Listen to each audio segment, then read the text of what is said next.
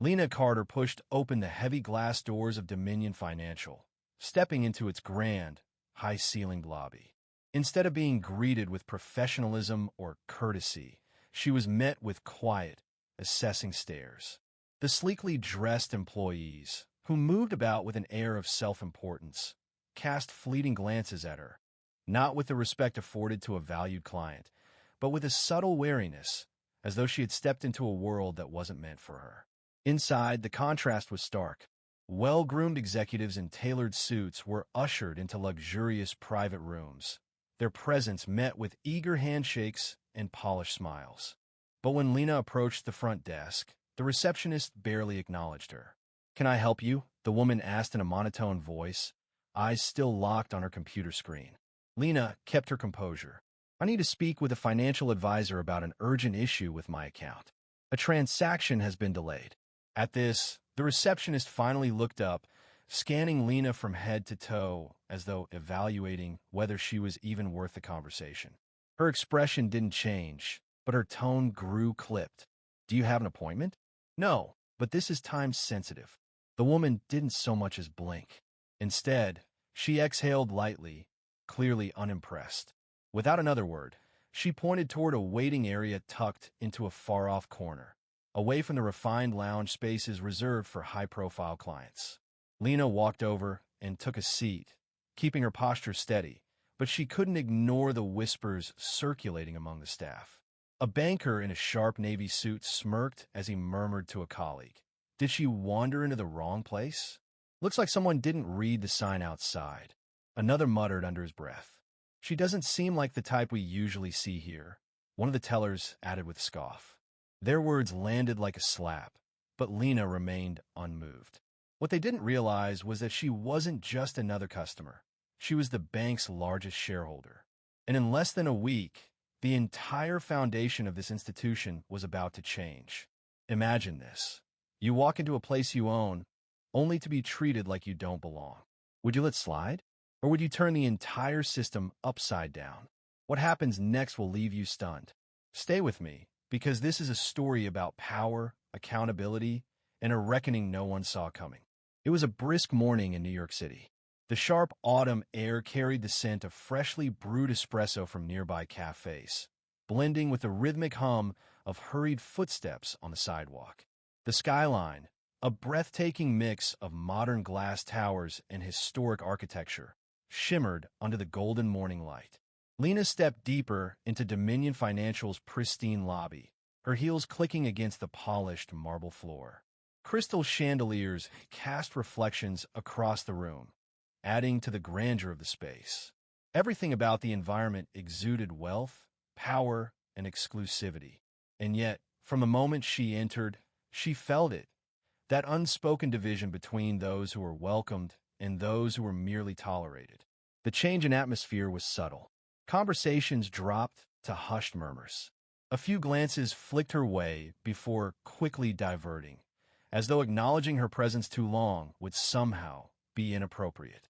To her left, a sharply dressed banker leaned in attentively as he spoke to an older gentleman in an expensive wool coat, his manner warm and deferential. A few steps away, another employee greeted a woman draped in designer labels with an enthusiastic smile, leading her into a VIP consultation room without hesitation.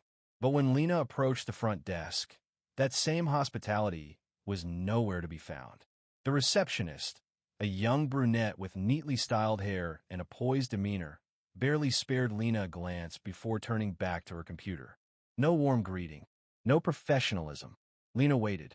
Finally, with a sigh of impatience, the receptionist muttered, "What do you need?" "I need to speak with a financial advisor regarding my account. There's a delayed transaction that requires immediate attention." Now, the receptionist finally looked at her, this time with a flicker of skepticism. Her gaze swept over Lena's appearance, as though determining whether she truly had the authority to be handling such a matter. That skepticism quickly turned to something colder, dismissal. "Do you have an appointment?" she asked flatly, her tone laced with irritation. Lena met her gaze head-on, offering the smallest of smiles. She wasn't here to ask for permission. She was here to watch their entire world turn upside down. "No, But this is urgent. A brief pause. The receptionist's fingers hovered over her keyboard, moving at an almost leisurely pace. She exuded no sense of urgency, no acknowledgement of the weight in Lena's words. Finally, without even meeting her eyes, she gave a small, dismissive nod toward a cluster of chairs near the entrance. "Please have a seat. I'll check if anyone is available." Lena almost laughed. Check if someone is available? She had just watched a man walk in behind her. No appointment, no waiting, and be immediately whisked away to a private suite. But she didn't argue.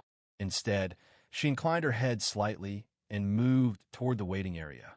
Not because she accepted their treatment, because she wanted to see just how far they would take this before realizing their mistake. Minutes stretched into 15, then 30. Lena remained composed, but she was watching. Every detail, every interaction. A middle-aged man in an expensive gray suit stepped inside. He barely had time to adjust his coat before a bank employee materialized, greeting him with a dazzling smile. "Mr. Whitaker, your private suite is ready. Right this way. No delays. No questions. No waiting. Instant service." Lena exhaled slowly, the fire in her chest burning hotter. This was no surprise to her, but that didn't make it any less infuriating. At the 40-minute mark, a young employee finally approached.